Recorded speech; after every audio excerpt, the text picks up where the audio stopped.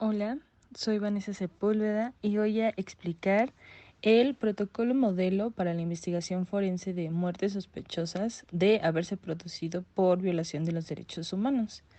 Este protocolo está propuesta por la Oficina del Alto Comisionado para los Derechos Humanos de las Naciones Unidas con ayuda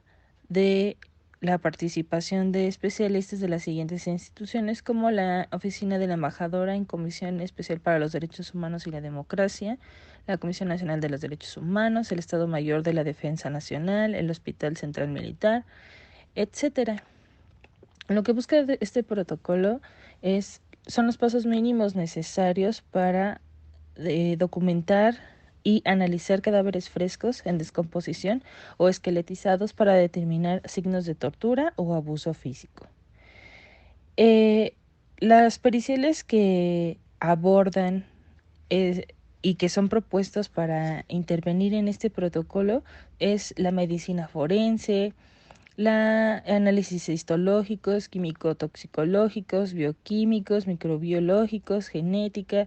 la radiología y obviamente la antropología forense y la odontología forense. En este sentido, lo que propone este protocolo es primero una división entre investigación sobre cadáveres frescos y sobre cadáveres en descomposición o esqueletizados. En general también habla de la investigación de fuentes orales y escritas, la cadena de custodia, dificultades en la investigación forense de muertes sospechosas de haberse producido por violación de los derechos humanos, etcétera. Pero vamos a enfocarnos en estos primeros dos, que es sobre los cadáveres frescos y los cadáveres en descomposición o esqueletizados. Y pues bueno, para los primeros, que son los cadáveres frescos, primero debe hacerse un examen del sitio del hallazgo, después una autopsia médico-forense al cadáver en específico, luego los exámenes complementarios a la autopsia y el informe pericial de la autopsia médico-forense. En este primer momento, en el lugar de intervención debe de encontrarse el perito médico, el arqueólogo o antropólogo forense, el criminalista de campo, el fotógrafo, quien va a hacer también quienes se van a encargar de la planimetría y personal de seguridad.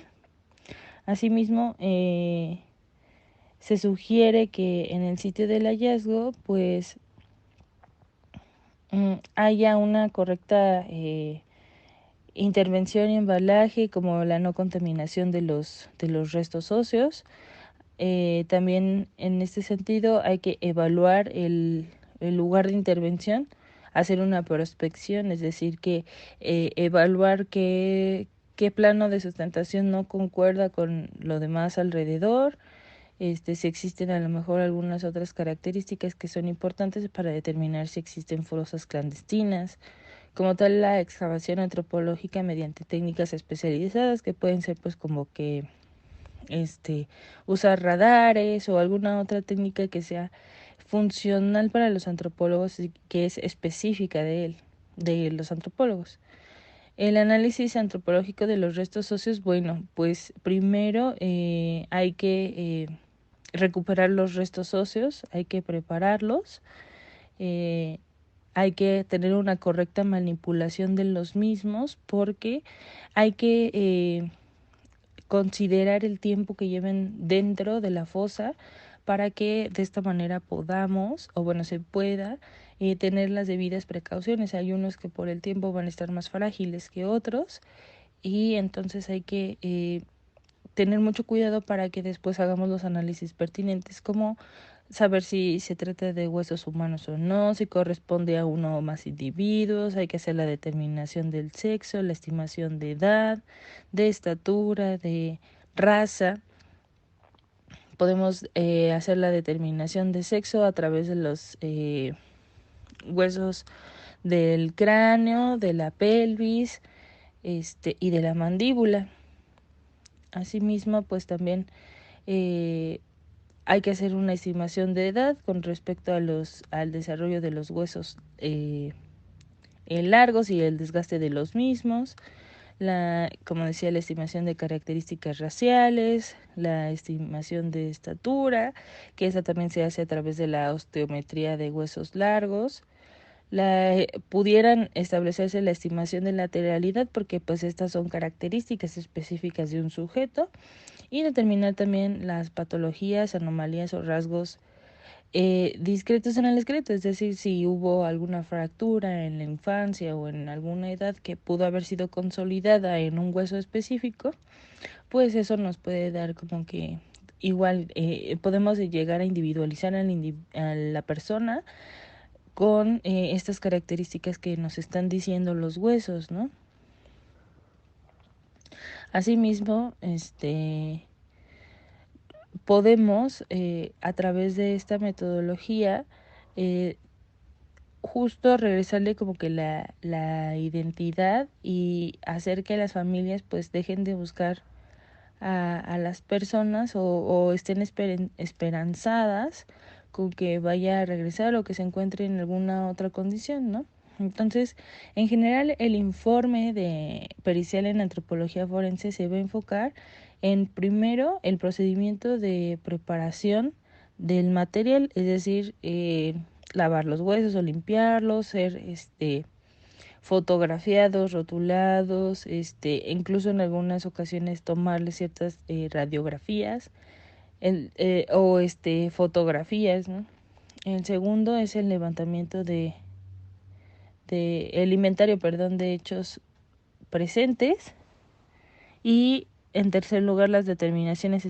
y estimaciones efectuadas, como lo que comentaba de la estatura, el sexo, la edad y así. Y el cuarto, métodos y tablas utilizadas. Recordemos que, por ejemplo, para estimar estaturas se usan ciertas fórmulas que son específicas para población mexicana. Entonces hay que tener en consideración que eso es lo que se tiene que reportar en el informe, ¿no?, de antropología forense. Para los casos de cadáveres en descomposición esqueletizados, primero hay que hacer un trabajo de campo en como tal en el sitio del hallazgo, la prospección, la excavación antropológica mediante técnicas especializadas. Los procesos, hay que considerar los procesos tafonómicos, el tiempo de muerte. O sea, todo esto se va a realizar en el lugar del hallazgo. Hay que tener como que una observación detallada. Hay que hacer el análisis, en segundo momento, un análisis antropológico de restos óseos, como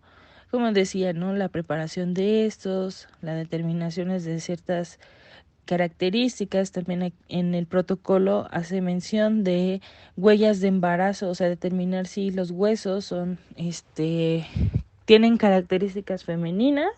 y si hay una huella de un posible embarazo, ya nos estaría dando pues una característica más, ¿no?, del individuo que encontramos, si existen patologías o anomalías, y la identificación positiva de restos esqueléticos, porque recordemos que hay ocasiones que ciertos materiales pudieran dar eh, falsos positivos, o bueno, a la apreciación sin una correcta análisis puede parecer o dar la finta de que es un hueso, cuando en realidad pudiera ser como que madera o alguna otra cuestión. Y bueno, la importancia de la utilidad de la antropología forense es que esta va a intervenir en el proceso en el lugar de intervención y después en el análisis de los restos óseos. Entonces es muy importante que el antropólogo o la antropología esté involucrada, porque son los especialistas para, primero, levantar los restos óseos de forma adecuada, que no se dañen, que no se vayan a lastimar, que no se vayan a romper o alguna cuestión así, y después, a la hora de tenerlos ya en el lugar donde se le van a realizar los estudios, son los expertos en en elaborar o en identificar las características específicas de los huesos, independientemente de los huesos que sean, para poder regresarle la identidad a esos huesos, ¿no? A través de de características específicas, por ejemplo, en los cráneos, en la mandíbula, como comentaba, en la pelvis, en huesos largos como el húmero, la tibia, el fémur, ¿no? Y que a través de esto podemos, se puede en los reportes o en el dictamen que se va a entregar, pues determinar si existe alguna probabilidad de que la gente que está buscando a su familiar desaparecido haya encontrado a la persona correcta.